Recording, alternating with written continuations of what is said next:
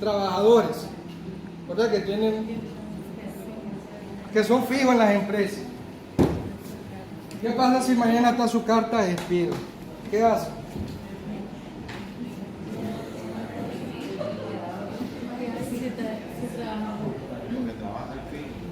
Sí, los que trabajan fijos, ¿verdad?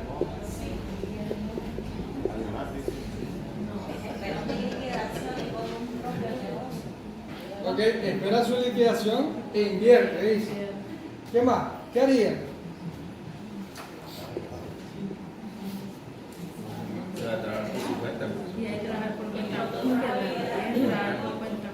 Ok, vean. Una respuesta más por acá al fondo. ¿Qué harían? Ok. Vean que coherente, ¿verdad? Toda la respuesta que dieron. Esperar la liquidación e invertir.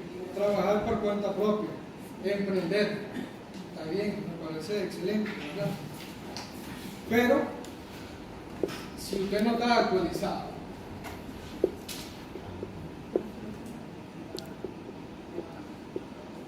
por ejemplo, ¿saben cómo se determina la viabilidad de un negocio?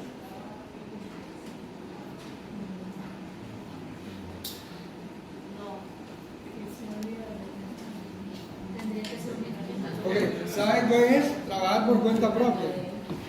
Eso depende del estudio de factibilidad que uno haga. En un momento determinado, cuando supóngase que estamos en una empresa y uno hace su propio estudio de factibilidad para ver si le puede ser rentable o no su propio negocio. Entonces me salgo de ahí y ya. Sí. Entonces, le hacía esa pregunta porque hay que estar preparado, ¿verdad? En lo mejor de los casos, despido. En el peor de los casos, a ser muerto, pues, pero le digo hay que estar preparado, ¿verdad? Es porque si yo soy un profesional competente, ¿verdad? Actualizado, esa carta de despido le van a hacer un favor, ¿verdad? Para buscar nuevos horizontes. Ese es el punto, pero como les digo, ¿verdad? La única manera es estar actualizado. Ok, entonces vamos a hablar, para entrar un poquito ya de lo que es auditoría fiscal, vamos a hablar un poco acerca de la reforma. Digo un poco, ¿verdad? Porque el profesor Marvin tenía pensado preparar un pequeño seminario acerca de la reforma fiscal, ¿verdad? Que sería bueno. Ahora, ¿por qué tengo a la par yo reforma fiscal y reparo fiscal? Porque si no estás actualizado, aplicas una mala tasa de retención, ¿qué es lo que viene? En un reparo. Si usted no sabe lo que dice el artículo 42 de la Ley de Concertación Tributaria, donde dice qué documentos deben de estar soportados, cómo se debe hacer la retención, hay un reparo fiscal. Entonces, es algo relacionado, ¿verdad? Y más aún, cuando hay cambio tras cambio y más cambio, ¿verdad? Está la ley, está la reforma y hay otra nueva reforma a la ley. Pregunto, ¿verdad? Acá hay estudiantes de quinto año, estudiantes de cuarto año, hay abogados, ¿verdad? Acá. Entonces, ¿cuál es el número de la Ley de Concertación Tributaria? A ver.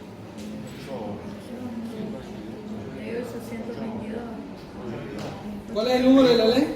822. La ley 822. Ok, perfecto. Vamos bien. ¿Cuál es el número de la primera ley de reforma a la Ley de Concertación Tributaria?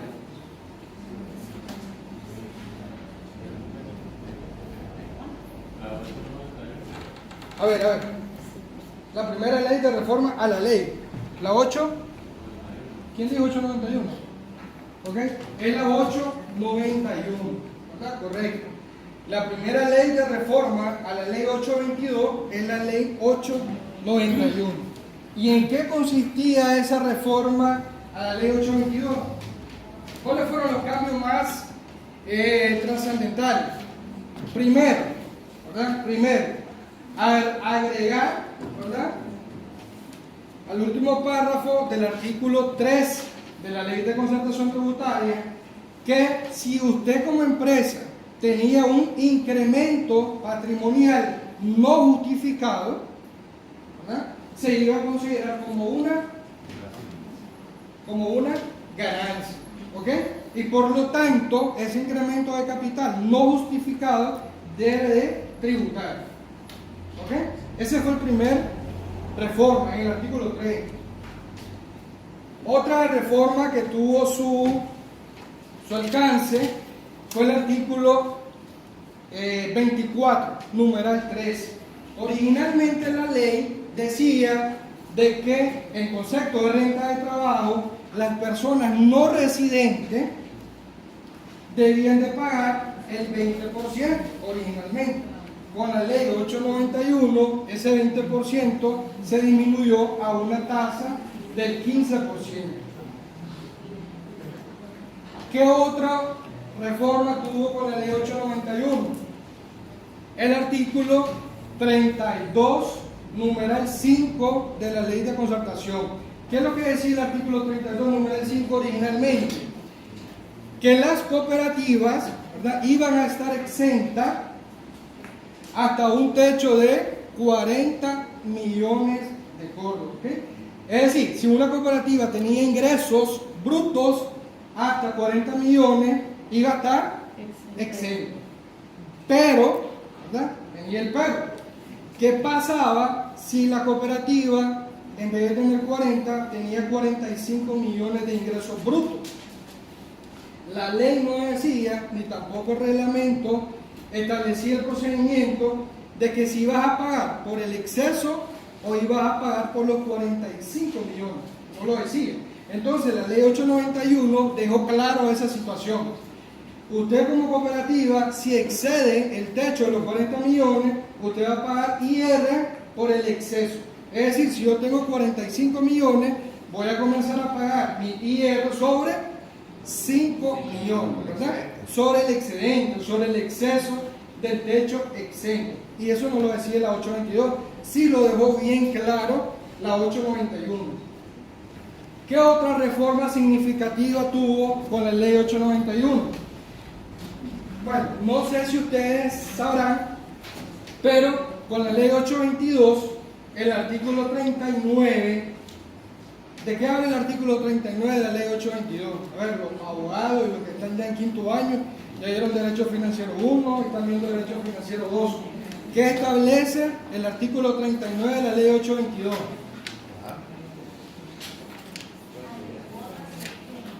¿Perdón? No, el artículo 39 de la ley 822, ¿qué establece?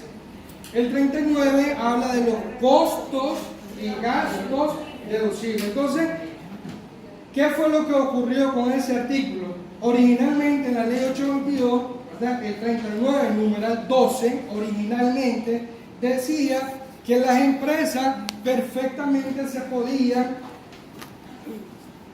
realizar una revaluación de activos. ¿Y qué significa hacer una revaluación de activos? A ver.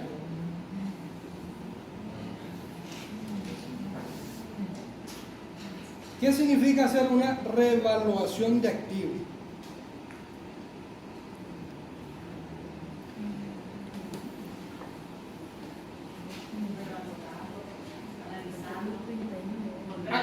Actualizar el valor, ¿verdad? Significa actualizar el valor. Por ejemplo, Jimmy tiene un camión, ¿verdad?, lo ha venido depreciando a 5 años y el quinto año, ¿verdad?, contablemente ya está depreciado. ¿Cuánto debe de valer? 0, ¿verdad? Debería de valer 0. Pero él anda con sus llantas, él anda con su mantenimiento al día, entonces él sigue funcionando. Entonces, ¿qué es lo que hicieron muchas empresas? Reevaluaron sus activos, es decir, actualizaron el valor de esos equipos de reparto. ¿Y qué le dieron a esos equipos de reparto? Le dieron más vida, ¿verdad? Le dieron más vida. ¿Y qué significa darle más vida? Que voy a seguir escuchen bien, voy a seguir depreciando mi bien. Voy a seguir trasladando esa depreciación al gasto y por lo tanto, si traslado eso al gasto, voy a pagar menos impuestos. Eso lo decía la ley 822. Con la ley 891, los legisladores pareciera que tuvieron un lapsus calami, ¿verdad? Y entonces dijeron, no, o van a quitar, ¿verdad?, esa parte, y desapareció la revaluación de activos, ¿verdad? Ya no se autoriza la revaluación de activos desde el punto de vista fiscal. ¿Ok? ¿Por qué le digo fiscal? Porque contablemente usted lo puede hacer. ¿Ok? Usted lo puede hacer perfectamente. Ahorita una empresa en Chinandega, ¿verdad?, que nosotros le llevamos la contabilidad, quiere hacer una revaluación de activos. Entonces me pregunta, ¿lo podemos hacer? ¿Qué implicaciones fiscales tiene? Bueno, fiscalmente no está autorizado. Pero si usted quiere hacerlo, perfectamente. Contablemente se puede hacer. Porque lo que quieren ellos es hacer un traspaso, ¿verdad?, de unos bienes, de una maquinaria, de una empresa a otra. Entonces la única manera de hacer el traspaso con valores, ¿verdad? ¿Por qué le digo con valores? Porque la maquinaria con la empresa que está actualmente ya está depreciada. Entonces, ¿qué valor le va a pasar a la otra empresa? Lo que se pacte, ¿verdad? Okay, lo que se pacte entre las dos personas jurídicas. Entonces, ¿qué sería lo mejor? Hacer una revaluación. Se revalúa, ¿verdad? Entonces ya le voy a pasar el costo de adquisición actualizado de una empresa a otra. Entonces, sí se puede hacer contablemente. Y el que va a recibir esos bienes, ¿verdad?, va a comenzar a hacer su depreciación como que lo está comprando nuevo. ¿Ok? Y mucho ojo con eso, ¿verdad? Mucho ojo con eso. Ni la ley ni el reglamento habla, ¿verdad?, de equipos nuevos, equipos usados. Entonces significa que si yo compro un vehículo que ya está usado a otra empresa, para adquirirlo y para usarlo para el funcionamiento de la empresa, yo voy a comenzar a depreciarlo por sus 5 años. ¿Ok? Que es un caso que al final vamos a ver, ¿verdad?, con esta empresa de transporte, porque lógicamente, ¿verdad?, ¿cuánto vale un cabezal? Un cabezal 2001, 2002, un Cóndor, un clásico, puede andar más o menos unos $25,000. 2002. Estamos hablando, imagínense, pues ya está súper desfasado, pero $25,000. ¿Cuánto creen ustedes una depreciación de un cabezal? Ahí vamos a hacer números al final. Ok, entonces, en pocas palabras, eso era lo que contemplaba, ¿verdad?, la reforma 891. Siempre es bueno ir haciendo, ¿verdad?, un repaso, ¿verdad?, de las variaciones que ha tenido la ley. ¿Y cuál es el número de la segunda ley de reforma a la ley de concertación tributaria?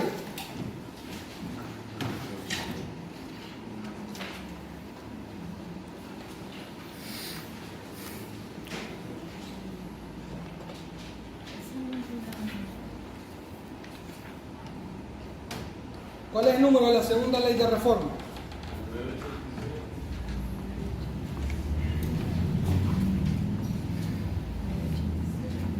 La segunda ley de reforma a la ley de concertación tributaria es la ley 922. ¿Ok? Es la ley 922. Esa ley 922, ¿saben cuántos artículos reformó la ley de concertación tributaria?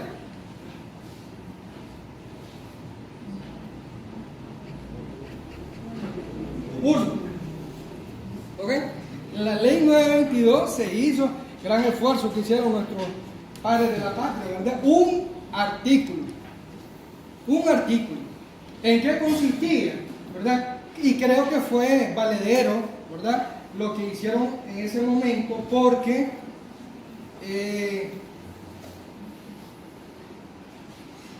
fue reformar el artículo 303, ¿verdad?, que era la entrada en vigencia de los precios de transferencia.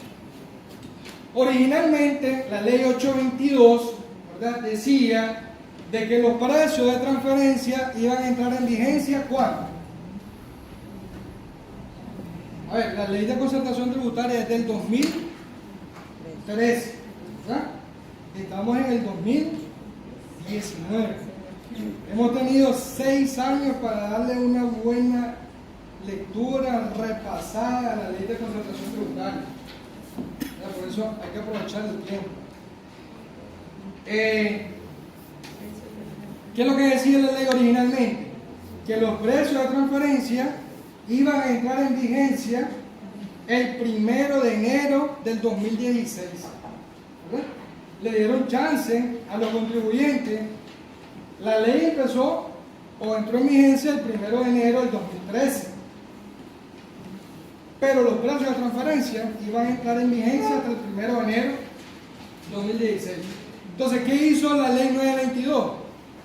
Reformar el artículo 303. Ya no va a entrar en vigencia el 1 de enero de 2016 y va a entrar hasta el 30 de junio del 2017. Ese fue el proceso, ¿verdad?, de darle aplazó la entrada en vigencia de los precios de transferencia. Entonces, ¿cuánto llevamos? 822, 891, ¿cuál otra? 922.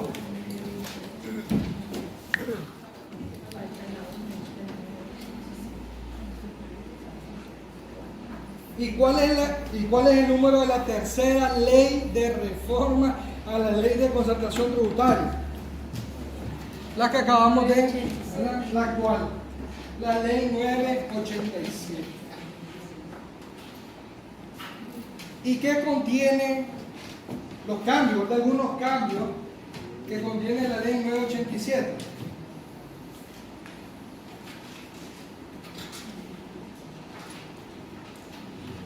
La alícuota de retención para las personas no residentes que obtengan ingresos en concepto de rentas de trabajo volvió al 20%.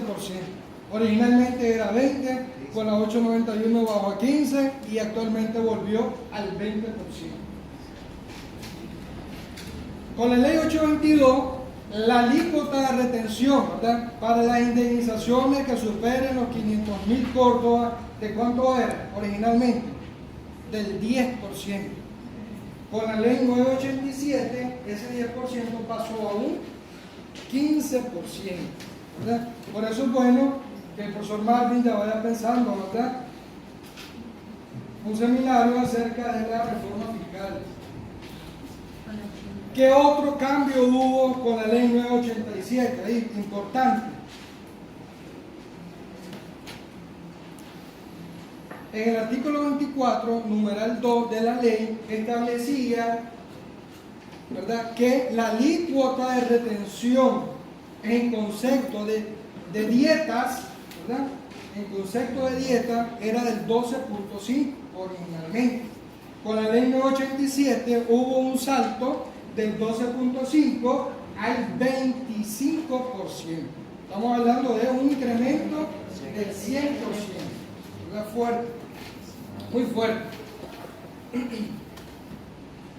Entonces, en la comisión se estuvo discutiendo un caso de que llevaron una resolución del TATA y la resolución del TATA, ¿verdad?, no estaba reconociendo las dietas aún siendo retenidas, ¿verdad? Pero yo creo que ya con esto, con un 25%, no creo que haya ninguna manera de tener un pago de dieta si le estaba haciendo una retención del 25%. Es decir, de cada 100 córdobas que le voy a dar al consejo de administración, a la junta directiva o a alguien de la asamblea, le voy a retener 25 córdobas por cada 100 córdobas que va a recibir. Yo creo que se van a acabar, ya creo, muchas reuniones, no va a haber muchas, si acaso una o dos, la ordinaria y una extraordinaria, y se acabó. ¿Verdad? Entonces, ese es uno de los cambios que hubieron con lo que es renta de trabajo. Otro cambio fue el artículo 32 de la Ley de Concertación Tributaria, igual numeral 5, donde pasó, ¿verdad?, la cooperativa de tener un techo exento de 40 millones, pasó a tener 60 millones de córdobas, el techo exento, ¿verdad? Si el hecho de ser cooperativa, usted tiene ya una exención, ¿verdad?, hasta 60 millones de córdobas.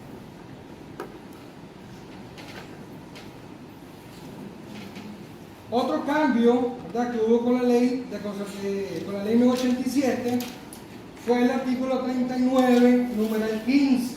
En el 39, numeral 15, habla acerca de los pagos de canon, de arriendo, de intereses.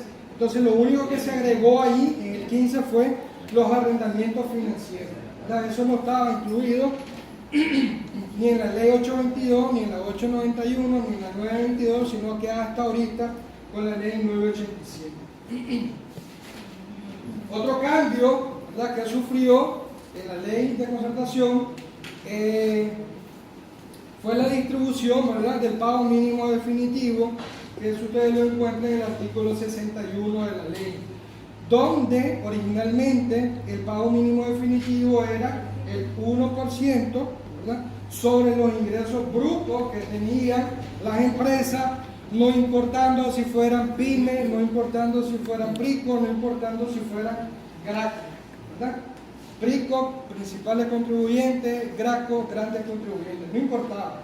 Pero con la ley 987, ¿verdad?, se hizo una segregación bajo el principio, ¿verdad?, de que el que gana más, que pague más. Es decir, si el GRACO tiene ingresos mayores o iguales a 160 millones, que comience a pagar un 3% sobre su ingreso bruto. Pero, ¿verdad?, como ustedes son estudiantes de Derecho, son abogados y están con la espinita de la curiosidad, ¿verdad?, lo que es impuesto, entonces pongámonos a analizar un poco. ¿Qué significa un 3% mensual? Significa un 36% anual. ¿Ok? ¿Y cuánto es el IR en Nicaragua?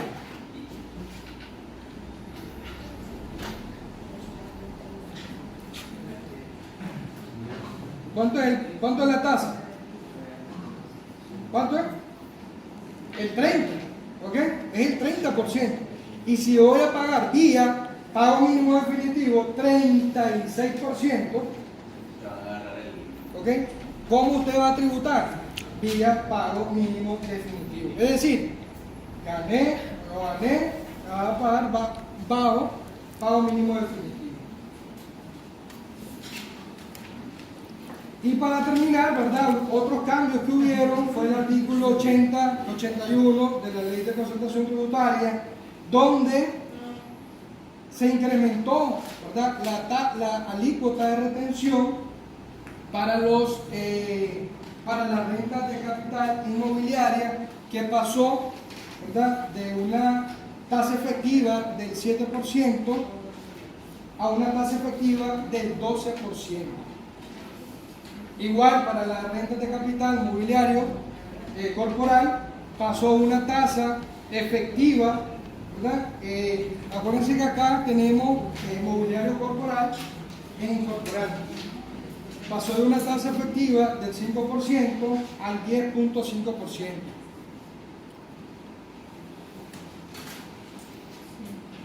Son algunos de los cambios, ¿verdad?, que hubieron con la ley 987.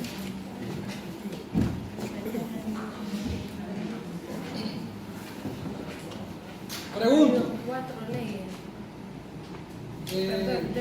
822, 891, 922 y 987. Hasta la fecha. Y las que faltan, ¿verdad? Puede ser. ¿Cuál es el número de reglamento de la Ley de Concertación Tributaria?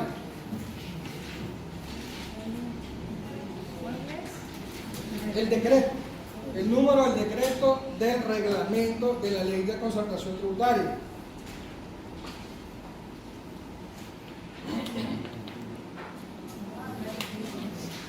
Perdón.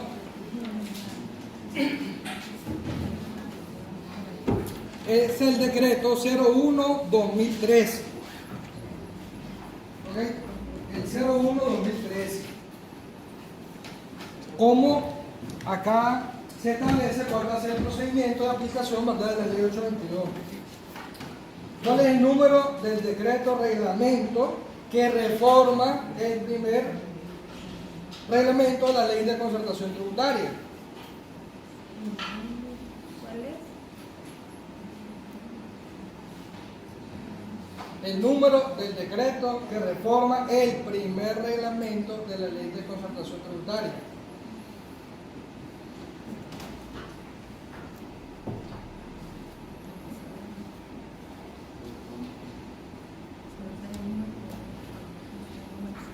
El decreto 08-2019.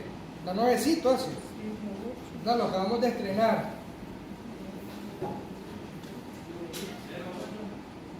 08-2019, Warren.